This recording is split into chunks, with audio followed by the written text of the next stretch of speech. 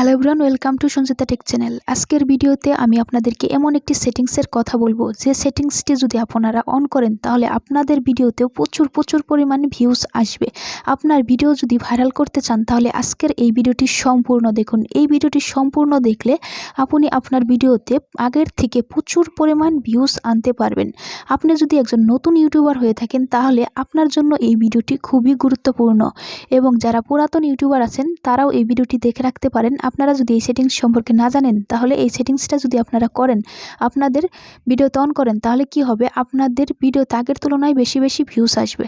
তো বন্ধুরা, আপনারা প্রথমে ওয়াইটি স্টুডিওতে চলে যাবেন। ওয়াইটি স্টুডিওতে চলে যাওয়ার পর আপনারা কন্টেন্ট অপশনে চলে আসবেন। কন্টেন্ট অপশনে চলে আসার পর এখান থেকে আমি একটি ভিডিওতে দেখাচ্ছি। প্রথমে আপনারা এখানে একটি ভিডিওতে ক্লিক করবেন। ভিডিওতে ক্লিক করার পর আপনাদের সামনে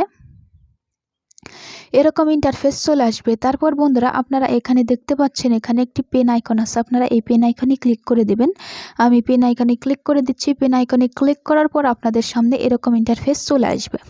বন্ধুরা, আপনারা এখানে দেখতে পাচ্ছেন, এখানে নিচের দিকে দেখবেন যে এখানে tag, category, comments and more option আছে। আপনারা কি করবেন, এখানে ক্লিক করে দেবেন। আমি ক্লিক করে দিচ্ছি। এখানে ক্লিক করার পর বন্ধুরা, আপনারা এখানে খেয়াল করবেন, এখানে একটা অপশন আছে অ্যালাউ, এবং পাশে আছে এখানে একটা থাকবে বাটন আছে। এখানে কিন্তু আপনাদের টিক চিহ্ন দেওয়া থাকবে।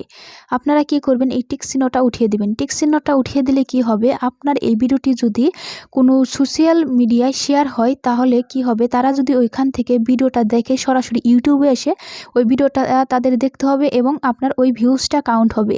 আর যদি এখানে টিক চিহ্ন দেওয়া থাকে তাহলে যদি তারা ওই ভিডিওটা দেখে এবং আপনার ওই ভিডিওটা কিন্তু কাউন্ট হবে না, আপনার ইউটিউবে ওই ভিউজটা কাউন্ট হবে না।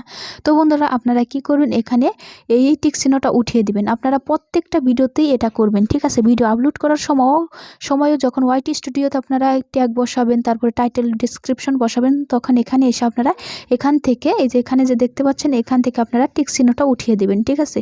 টিক চিহ্নটা উঠিয়ে দিলে যখন আপনার ভিডিওটা অন্যান্য সোশ্যাল মিডিয়ায় যেমন ফেসবুক, টুইটার, মেসেঞ্জার, হোয়াটসঅ্যাপে যখন শেয়ার হবে তখন তারা যদি ওই ভিডিওটাতে ক্লিক করে সরাসরি তাদেরকে ইউটিউবে এসে দেখতে হবে এবং ওই ভিউজটা আপনার কিন্তু কাউন্ট হবে আপনার ইউটিউবে।